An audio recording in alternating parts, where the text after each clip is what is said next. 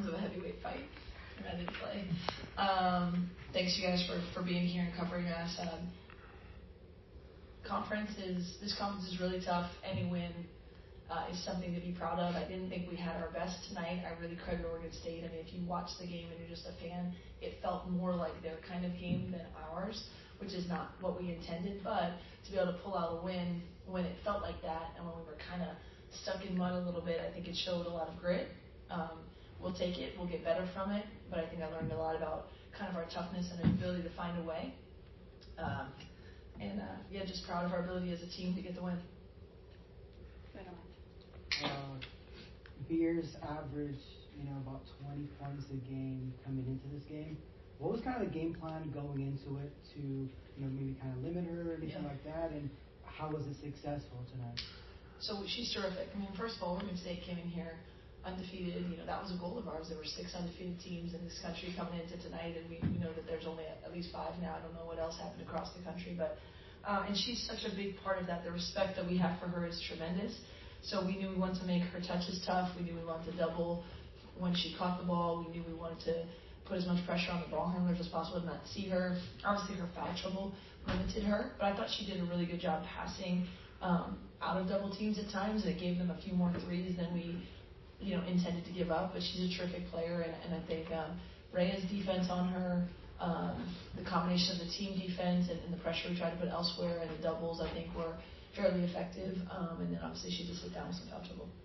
Luca. Lindsay, firstly, just what was kind of going through your head when JuJu left, for a little bit there in that fourth quarter, and then, came back out there and kind of showing that's nasty. I mean, just, were you worried about the offensive output at that point? I mean, just what was going through your head? A couple things. I mean, I know, I got to find ways to get her more rest and make sure, she can stay hydrated and all of that. But, when she initially came out, I have a ton of confidence in everybody else. We have different playmakers in the team. It also might make Oregon State have to look at what are we doing now, because their whole game plan is designed around her. Then I kept looking, and they're like, is she back yet? And then I kept looking, and I said, hey, how about someone go check and see if she's, done with the things she was cramping. But obviously, for what we kind of put on her shoulders and for her to handle that, I thought she was really vocal tonight. I thought, obviously, the 5 blocks gave us a different element. She hit, incredibly big shots when we needed it, but to come back in at that point and just continue to just catch a rhythm was impressive. And we expected everyone else to pick up the load when she was out. I thought KP had an incredible game tonight. We know what type of scorer she could be. She hit huge shots, tried to run her off some things as well. So that's hopefully something going forward that we become harder to guard when more people kind of show what they can do as well. Sabrina. JuJu, I think you were kind of looking at the box score. You said horrible when you walked in. I'm just curious how you have balanced, hunting for your own shot versus sort of still being a lead guard running the offense. Yeah, the horrible was on my part. Just trying to get my field goal percentage up a little more. But like Coach said, tonight wasn't great for us. Not our best basketball, but for us to come out here and pull out with the dub. And KP 5 for 6. I mean, that's pretty good. So. Go ahead in the middle. My question is for JuJu. In that third quarter, you had a 7-0 run to close out that quarter that kind of turned the tide and gave the team a 1-point advantage. Can you talk me through what was going on during those possessions where you got going and got hot and were able to kind of give the team the edge heading to the fourth? Yeah, I mean, we were down pretty much the whole game, so it was important that we had some momentum going into the fourth and making sure that it was, 0 to 0 and not 2 to whatever. Just trying to even out the field and making sure that when we came in for the fourth, we had some confidence going into it. In the back, and then Luca. 2 questions. KP, congratulations on the shot, but can you kind of walk me through the shots that put y'all up 5? With just a little bit of time left to go? Yeah. I'm trying to remember what shot that was. I think... So many. Yeah, 5 or 6. Thank you. No, I mean, I can't specifically remember what shot it was, but I think, like you said, I think it was really important for us to come out strong in the second half. Historically, we haven't had our best third quarters, and here we beat them. So I think it was just feeling really confident going into the second half and Ju and all the playmakers on our teams making sure the ball was in the right hands. So just being ready to, I know how much big shots like that can change the momentum of the game. So just trying to be as confident as my teammates, pour into me. But yeah, no, I'm glad I was able to change the momentum of the game. Ju, Coach kind of described the win as gritty, and that's exactly what it was. Can you kind of speak about your performance and how you kind of willed the team to victory today? Yeah, I went on some runs and then I missed a few, so just that back and forth kind of thing. But just making sure that when I missed it, I'm trying to get the O board or like impact the game in other ways with the blocks and stuff like that. So I wouldn't consider myself all like offensive players. I think that when it comes down to it, I'm able to make plays defensively and do whatever I need to do to come out with the dub for the team. So that was really what was gritty about tonight. I mean, everybody showed up on all, like if we couldn't get one thing, we tried to make up in other aspects. So I think that's why it was a little gritty tonight. Luca? Yeah, Kayla just, kind of getting going there in the second, third, fourth quarters. I mean, I think in the first quarter, you guys had like 2 points by, anyone who wasn't JuJu. And just in general, at that point, do you kind of take a little bit of responsibility and say, hey, guys, we got to get our offense going, help kind of back up JuJu a little bit in some ways? Yeah, for sure. I think one of the best parts of our team is that everyone who steps out onto the floor is a threat, both offensively and defensively.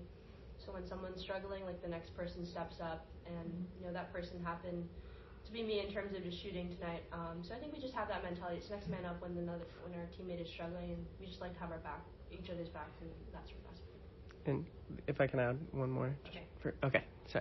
For Lindsay, you mentioned situations might want to give JuJu a little bit more rest, and just as we kind of go through the later stretch of the season here. Are there games where maybe, you kind of want to alter the game plan so there's not, maybe as much on JuJu's shoulders, to try and kind of preserve things for down the line? Is there any thought to that, or just, kind of riding with things as they stand? I think we come into every game trying to win the game, right? Like it's just this, we're just trying to do whatever we can to win. Obviously, there's a lot of thought in general into just everything that we're putting on our plate. A lot of that comes in practice and, what am I asking her to do all the time? In terms of the game plan, I mean, she's such a dynamic player that we try to move her around in a number of different spots because she's going to make the right play, right? Sometimes it's going to be a pass, sometimes it's going to be a shot, a drive.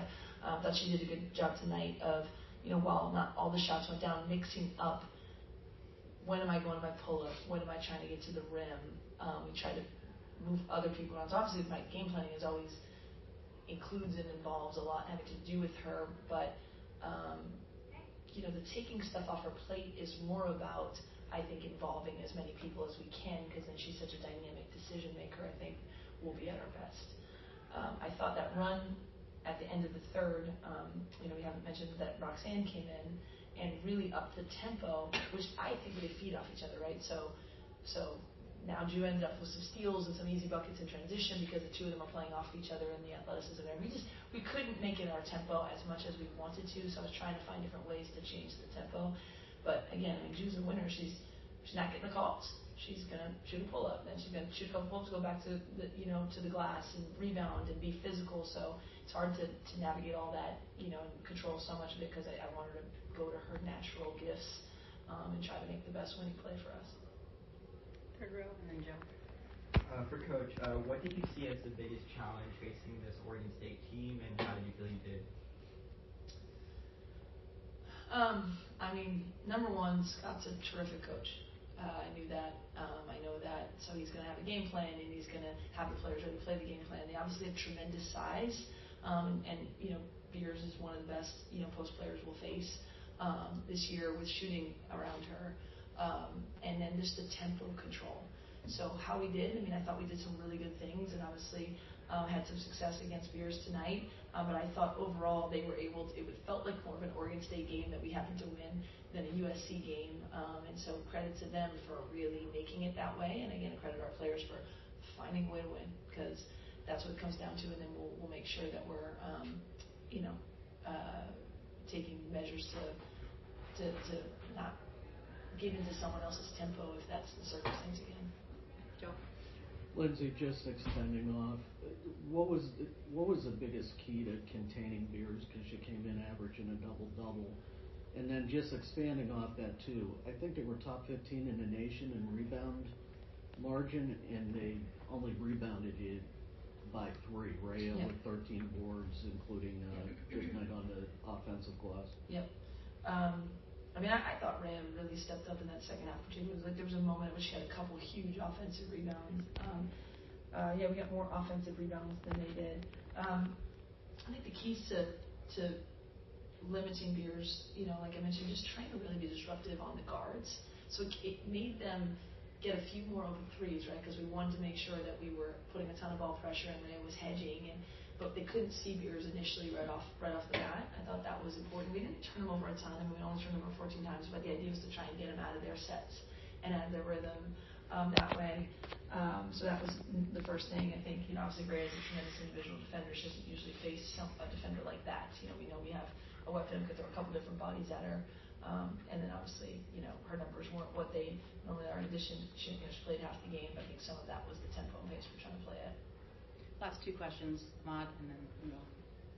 So, I think they finished the game 0 for 4. You know, they had back-to-back possessions where, you know, you secured the rebound. Yep.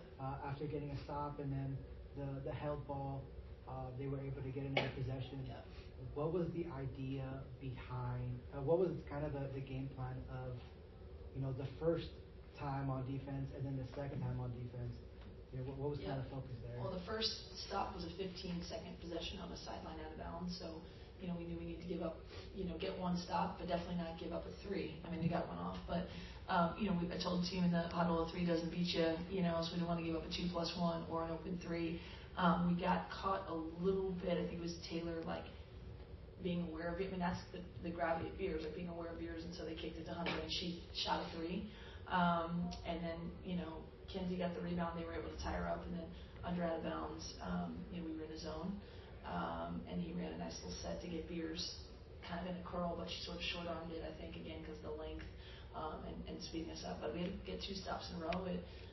It's tough. You never want to be in that situation where I'd rather be winning, but you never want them to have the ball with a chance to tie. So it was a little nerve-wracking, but you know the players were able to hang together. They're at the opposite end. You know they got to talk to each other, and I thought they did a good job getting 2 consecutive stops. Coach, you have Oregon and a couple top-ranked teams back-to-back. What's the main area of focus for this team to ensure that those are wins instead of losses? A lot of different things, right? Like understanding that this Pac-12 is a grind, and if you look at the 3 after the next one, you could stumble with the game on Sunday, right? So our entire focus tomorrow is going to be on learning from this one, getting our bodies right, getting our minds right, getting ready for Oregon, and playing on Sunday. But I think overall for this conference, you have to do 2 things. You have to become more and more confident in who you are as a team. We have to know, okay, no matter what anyone else is going to do, this is what we do, right? Like, these are our strengths. This is how we can adjust people. And simultaneously put a game plan in for the team. Because in women's basketball, usually, you know, if you let a team do their plan A, they're going to be good at it. But if they have to go to plan B or C, that often doesn't beat you, right? So we've got to get our players geared up for whatever the game plan is, and also becoming more and more confident in who we are. So that's always what we're going to look to do as the season, you know, progresses, as well as just getting our minds and bodies right for the next one in front of us.